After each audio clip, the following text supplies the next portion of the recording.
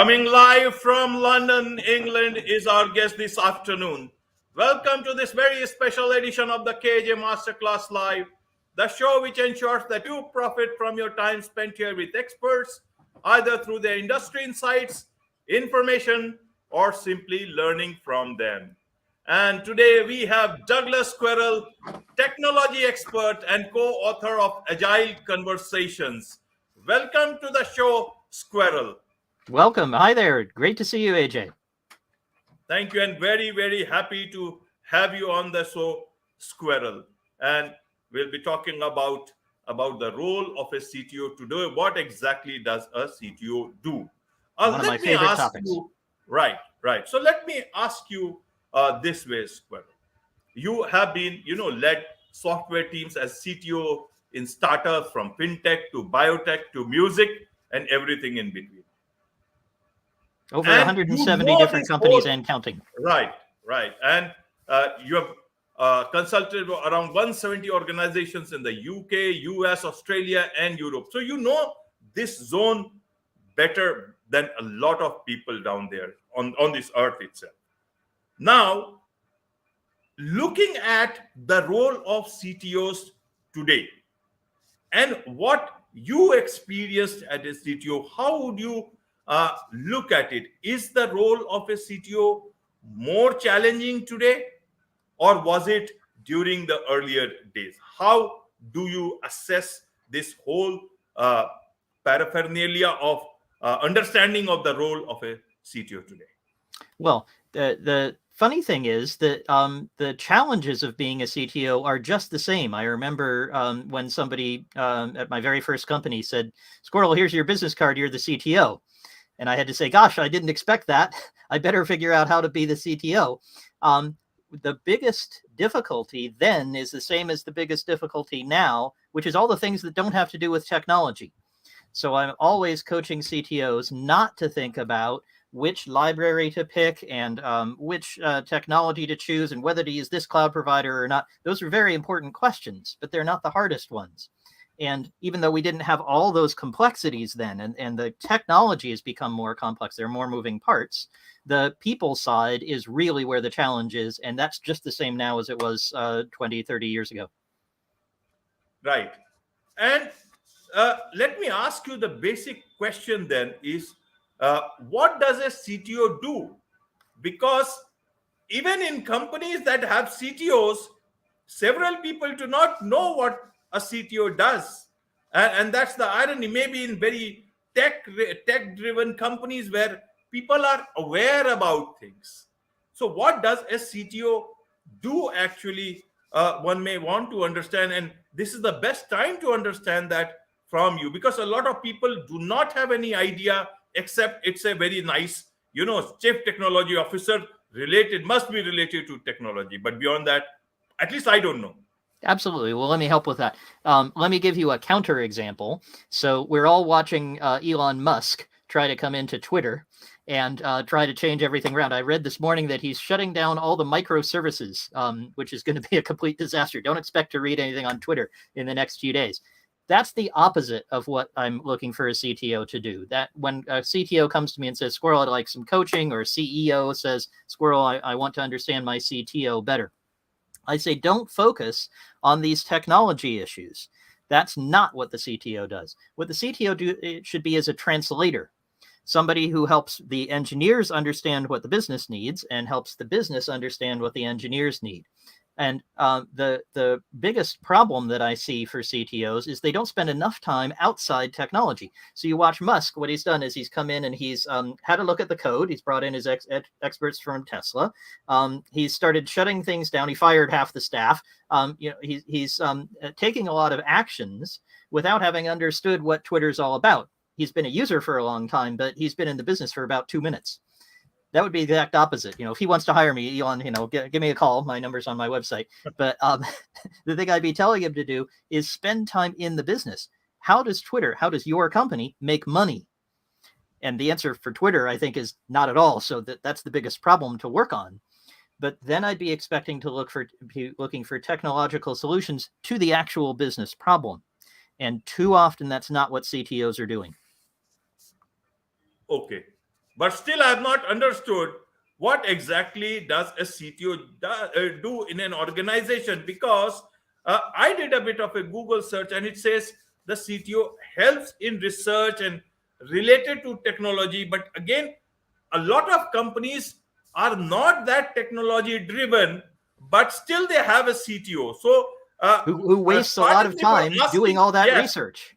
That yeah. research is not the right thing to be doing. So how does a common man understand if he lands up in a job in a company like that, and he comes across the CTO, and he all he knows is that it's a very important position, but he does not know what the hell this guy does. So Yep. that is for the person, and for an outsider perspective now in today's time, Squirrel, is that you cannot ignore not knowing this particular job that a person has. Either you may be fit for a CTO, or there might be a lot of work that you may need to go through and give your presentations to the CTO and all. So even though we are talking about in a much more humorous manner, but exactly it's a very important function. That's why it exists. You were a CTO in several organizations, and there are CTOs in so many organizations. We need to understand this, what exactly they do. What can somebody have to do with a role like that, even as an outsider? Well, let me explain it by analogy. So there are different functions in an organization, and some of them are support functions. So finance, for example, pays the bills, make sure the lights are on, make sure payroll happens, and so on. But they don't really do anything. In other words, they don't deliver a thing to an actual customer. That's the opposite of what a CTO should be doing. And it's an operational role. And what we would expect is the output from what the CTO is doing is technological advancement that benefits customers, that ultimately leads to revenue, ultimately leads to profit. And what if you follow the CTO around, you'd expect to see the CTO solving problems, getting obstacles out of the way, making sure the team has the right resources, and this is the crucial one, making sure there's an accountability method. There's some way of the team being accountable, giving an account of, hey, look, we spent a huge amount. Technology is usually the most expensive budget item, right? The department with the most money spent on it, because engineers are expensive. And it needs to have tremendous accountability for what the output is. What results did the business get? So you would expect the CTO to say, well, let me tell you what I did today. I redirected this team to this project, which is going to make us more money. I made sure that we saved on this vendor, that we switched off this technology that we don't need anymore. So we're saving money over there. And we're researching a new technology. We're researching something new that we can build that will move us into a new market. Those are the sorts of things I'd expect the CTO to say about what he or she is doing. How am I doing, AJ? Am I answering your question? Right. Now, in terms of a CTO today, you say that you have made every mistake in the book. That is for And sure. that is, yes, and that is where, and actually, one should look at technology as a profit center and not as a cost center. And that is where you talk about, making tech teams insanely profitable. Can you help us understand this? Because as you said, technology costs perhaps a lot of, the most amount of money today, and that should, lead to better profitability for the organization. It How should. does one look? Yes, should. How does one look at the whole thing and not look at it just purely from a technology and some troubleshooting sort of a thing when some privacy issues crops up or something else crops up, but beyond that? You So only help talk to us. IT when something goes wrong. Yeah, that's the Right, danger, and that's the dangerous thinking. It's right, just as if we were all to say, well, we have all these great engines and we can drive around now. We have all these automations. We have all these tools from the Industrial Revolution, and we're not going to get significant benefit from those. We're just going to keep them in the corner. We're going to keep the car in the garage. We're not going to drive it around anywhere. That's the crazy thing people keep doing with IT. And I don't understand why they don't demand more from their CTO. For example, the CTO should have initiatives underway, should be applying resources, solving problems, clearing obstacles for the technology team to say, we spent this much and we got this much benefit. It's actually that simple. But so many people don't do it because they view their IT as that cost center, as a not an operational, responsible, accountable group, but as the people who mow the lawn and keep the servers on and keep the lights going. That's a very noble and wonderful thing to do. It doesn't contribute to the bottom line. And tech is one of the most powerful engines we have ever had in human society for driving bottom line. Okay. So, in terms of turning, how do you work then? Can you talk about your action science that you have used, form alliances and solve real business problems and make technology a profit center and not a cost center? How does it work? Because anybody, even a CTO who listens to this episode, may find it very useful, but would not understand how and where to begin from. Well, the good news is I wrote an entire book. I'm not trying to sell it to anybody, by the way. I'd be happy to send you a copy. So I have to hold it in the right place for the camera. But just get in touch with me on douglassquirrel.com. I'd be happy to send people copies. My publisher wants to sell books. I don't really care. I want people to know what's in the book. And what's in the book is the secret to becoming profitable, which is not, again, anything to do with technology. It's to do with conversations. And that's what action science is all about. We won't have time today to go into a full rehearsal of it. It's all in the book. But the basic idea is there are ways of having conversations that engineers really appreciate, that really work well for them and lots of other people, but they're particularly analytic. They're particularly detailed. For instance, there's a way to have a conversation to build trust that feels like you're doing tests on a computer. You do a bunch of little steps, and it feels like you're going slowly, like when you write code carefully. And I can teach people to do that very quickly. And the result is they build tremendous amounts of trust. And that's usually the foundation that's missing for technology teams and CTOs. Right. Now, Squirrel, which companies have CTOs? We know of many companies which perhaps do not have CTOs. But am I right? Yeah, there's certainly plenty. There's a CIO function, which tends to be more on the cost center IT side. There are people who are CPTOs. They're product and tech. There are vice presidents of engineering, and those folks are much more managerial rather than technology focused. There's a whole raft of them. I have a free a couple of pages on this on my website. So happy to share all these things for free if people are interested. Right. So where is that threshold or the place where actually you start moving into the territory of need for a CTO? What sort of a company is that when they start, okay, we need a CTO? What sort of a company is that? Absolutely. Many companies who are very small have CTOs more to help people with the title. It's just, there's 4 of us and somebody needs to be the leader. Okay, I'll be the CTO. That's not what I'm really talking about. When you really need the full features of the role, that translator element that I talked about, that you're helping the business to understand the tech and vice versa. You need that when you get to enough teams and enough coordination that people lose their way. And very frequently, you'll get one team building one sort of product, one sort of initiative is underway, and another team doing something else. They might be product teams, they might be customer service, they might not be in technology. But when those folks start to diverge and you can't fit them all in one room anymore, you can't say, look, this is what we're aiming for. Everybody's aiming to the same vision. You do your part, you do your part. The coordination is the key element. The signal is we're getting uncoordinated. We're starting to, I built this, but it doesn't work with yours. That's when you need somebody keeping track of all those different initiatives. Okay. And what is the relationship between technology teams and the CTO? Is it that they look up to the CTO for guidance all the time? Or is it that even though it is a CTO, they don't talk much about technology? How does it work? Because as you said, the CTO should be looking at things much more larger and not purely from a technology point of view.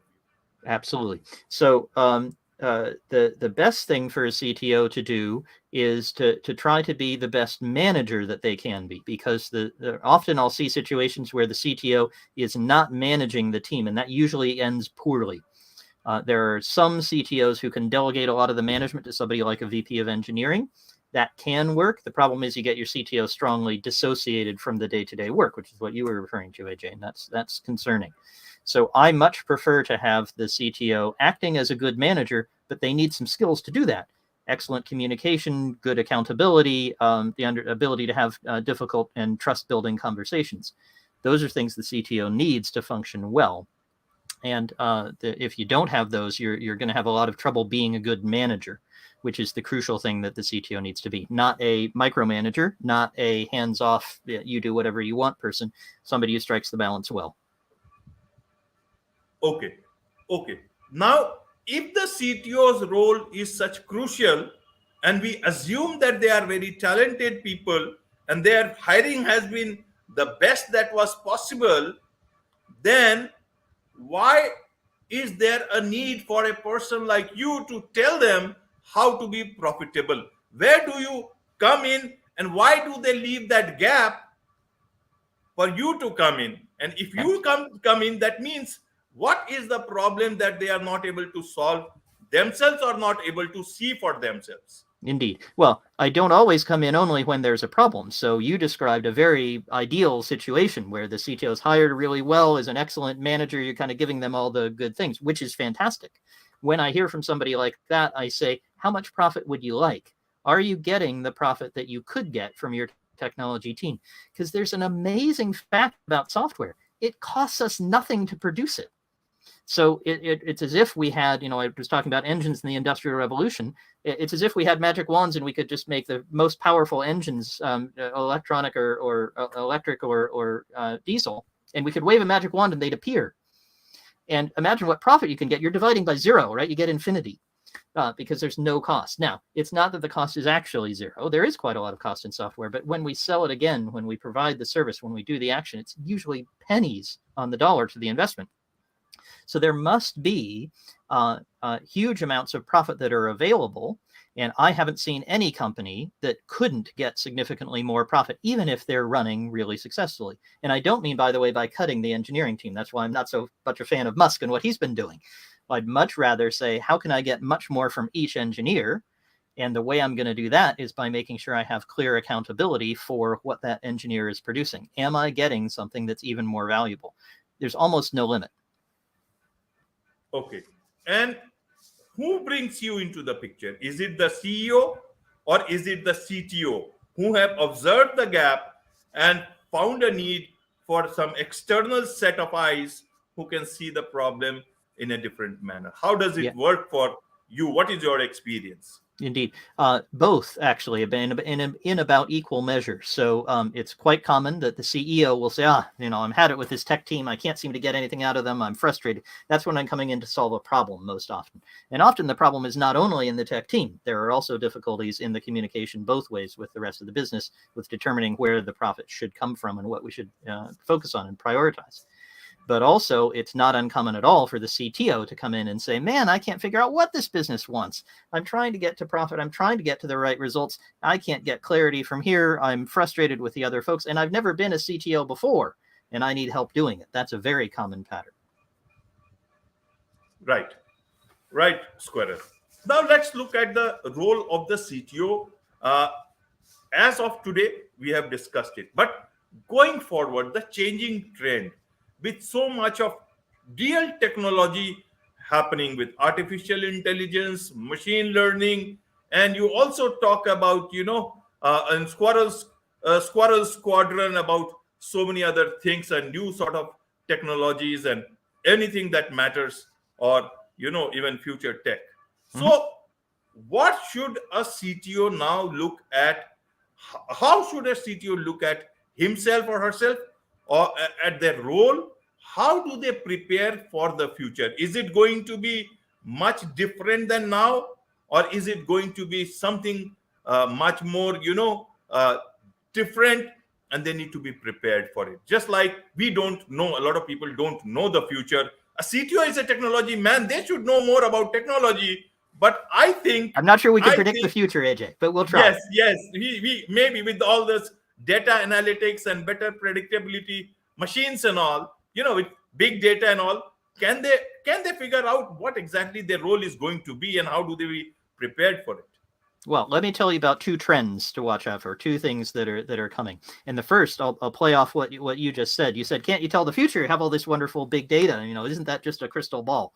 Well, I'm here to tell you it definitely isn't. So the danger that we should all be watching out for in kind of this belief in artificial intelligence, machine learning, that somehow that's going to solve all our problems, is that actually the biggest problem in there is actually even getting the correct data. The biggest problem is not applying models and coming up with results. It's getting a whole bunch of very, very messy information and cleaning it and making sure you understand it. And then you're able to make something valuable out of it.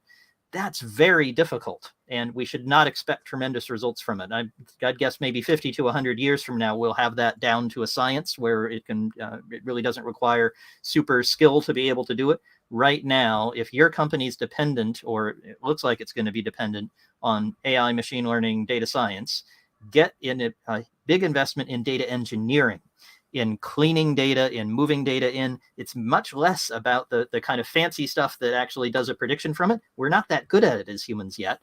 And part of the reason we're not that good is we have terrible data. And so that's the biggest place to pay attention to. And then I said something there I then want to play on for the second trend, which is the most important thing that's happening is not in technology. It's in your business. What are the rest of the people in the business telling you? Where is the business going? What are the markets? What's the most important thing happening there? Because it may be that data engineering and data science are absolutely not the right thing for you.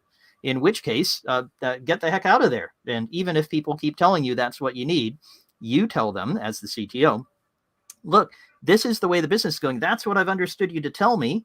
And this is the way to get there. I'll say one thing I'm seeing in businesses across the board, I was just reading about it this morning, is everybody's retrenching. Everybody's trying to, Musk is firing half of Twitter, as we've been saying. There's lots of layoffs in the big guys. But all across the board, there's this focus, and I think overcorrection on reducing cost. And the problem is you can't cut your way to profit. Right? If I just get rid of the office and have everybody work from home, and then maybe I'll save a bunch of money, but I won't get collaboration. If I drop half my services or move myself out of China, I won't have that market anymore. I won't be able to go after those customers. So I think that focusing on runway, which a lot of startups are doing, is the wrong thing. We should be focused. And what is wonderful about the current conditions is they focus us on profit. They make us say, okay, we can't just do some crazy technology investment that's been taking 3 years and is never finished, and we're not sure if the replatforming will ever get done. We need to show a profit. Fantastic. But how can you do that with the current resources so that they pay for themselves? How do we make sure that every engineer that you're spending huge amounts of money on is actually generating a profit for you? And there are ways of doing that. It's just not the question people are asking. They're all running for the hills and saying, how can I bury my head and cut half the staff? I think that's very dangerous. Absolutely. Absolutely. So talking of the future trends, there are a few things which will continue to concern not only companies, but us as a humanity or people. One of the things is, Squirrel, is the unemployment issue. As more and I was listening to one video, or watching a video of Elon Musk himself.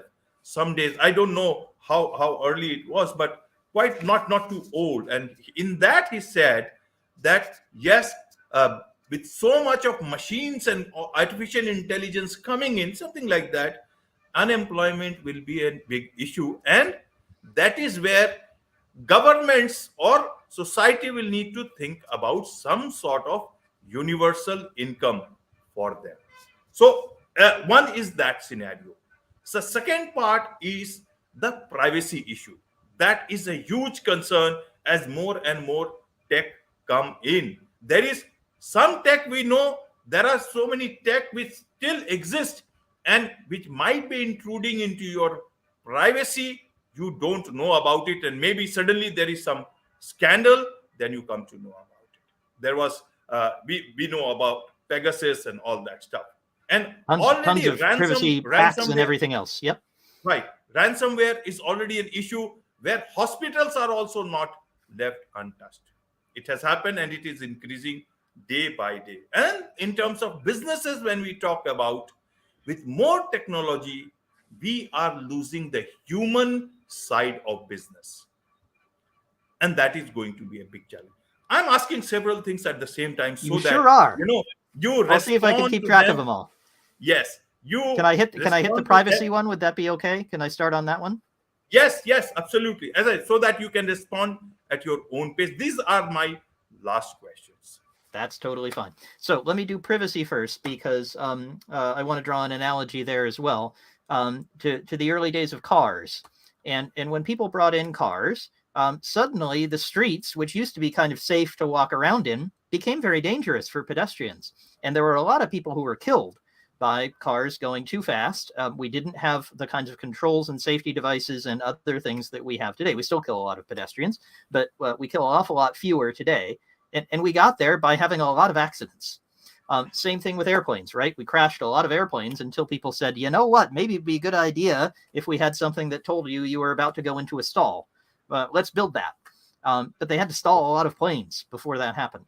And we're at that stage with technology, with the computer revolution that we've had over the past 30, 40 years. We're probably 100 years from the level of safety for your data that you would want for a hospital, for example, as you mentioned. You want your data to be private. Well, we're going to be making a painful trade-off for a long time, where some data will be hacked, some data will be inadvertently exposed, and it shouldn't be.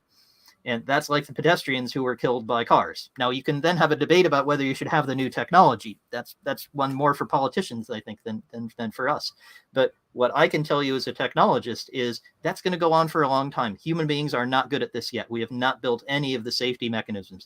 We're hardly at the safety belt stage. We don't have airbags. We don't have pedestrian crossings. We don't have all those kinds of protections for your data.